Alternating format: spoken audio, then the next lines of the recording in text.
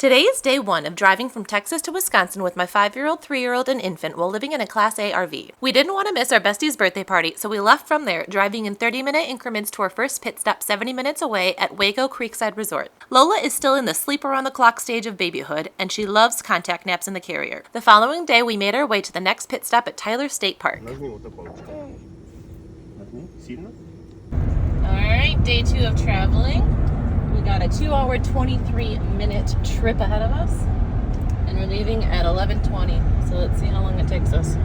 11:55. So what is that? Mom, America! Happy birthday, America! We made it 35 minutes, and we need stop number 1. Stop number 2! Stop number 2! Stop number 2. I need to have more milkies.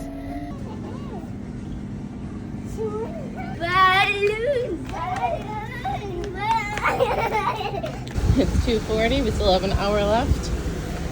But we needed a little lunch break. 2-hour drive.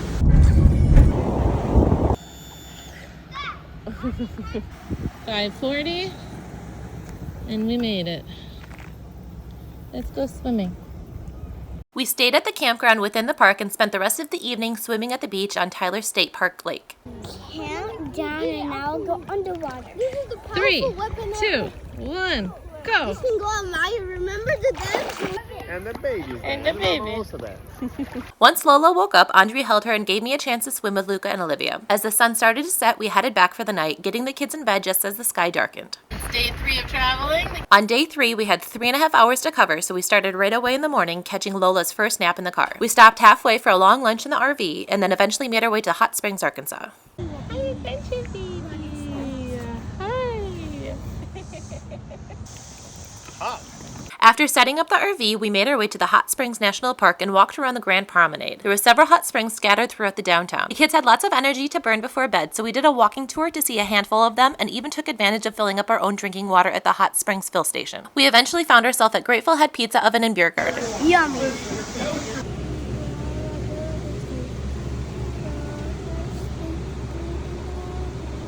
The next morning, we went back to the Grand Promenade, but this time we brought scooters. We checked out the hot water cascade at Arlington Lawn and hung around there for a casual morning, giving Lola a nice long nap before driving 30 minutes to our next pit stop at the Lake Washita State Park. We set up our RV at the park campground with our lake view and spent the day at the beach. Olivia was learning how to float on her back while Lola had our last wake window before heading to bed. The next morning, she slept in past the big kids, so we snuck in a round of Candyland before we started our day.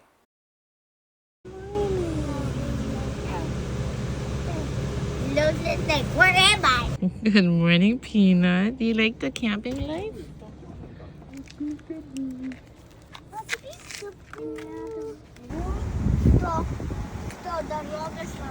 5 minutes from the campsite. Patient children. Stop number 2. I don't like the car today, Mama. I don't like the car. So the big kids are exploring. Although today's drive is only 90 minutes to our next pit stop, we took several breaks, not wanting to drive if Lola was not content. We arrived at Petite Jean State Park and got right to the trails. We started small with the Bear Cave Trail since it was an easy quarter-mile loop through the massive sandstone boulders that have been eroded into rock shelters and narrow passageways.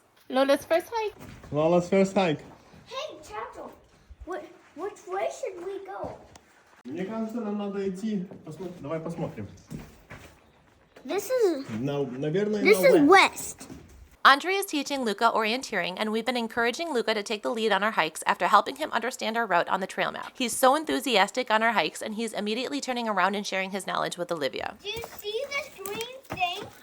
Yeah. That means it's this way. Although the trail name is Bear Cave, there aren't actually any caves, but they still wanted to investigate every nook and cranny. Because I'm very good at climbing down. Hold on tight. Go slow. Since Lola's hike was so successful, we decided to hike to Cedar Falls. The trailhead begins at a beautiful scenic overlook just outside the lodge. It's a moderately difficult 2-mile out and back hike descending down into the Cedar Creek Canyon among massive stone boulders and large trees. And Mama's going. And Lola. The hike levels off for a good chunk in the middle of it as it crosses and then follows alongside Cedar Creek. The path was scattered with rocks and broken off pieces of boulders. There was a brief climb at the end of the trail, but after 50 minutes, we were rewarded with the epic views of the 95-foot waterfall. We had our snacks and appreciated the beautiful sights and sounds around us. Mama, I like that waterfall so much. I like it. After Lola was fed and changed, she was ready for another nap, so we made our way back to the campsite. I'm a cowboy.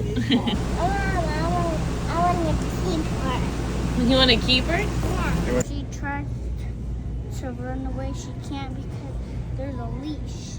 Look. They're siblings.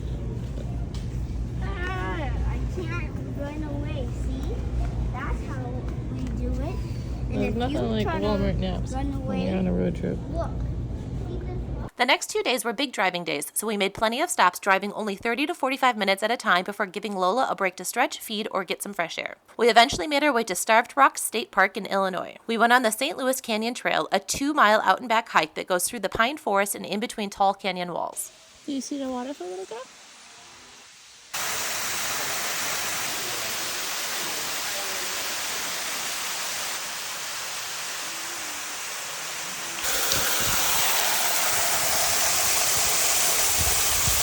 We spent the evening playing in the water while listening to the peaceful sounds of the rushing falls. We woke up the next morning and drove the final 2 hours to my hometown in Wisconsin, where we were greeted by a Broughton corn roast in the town square.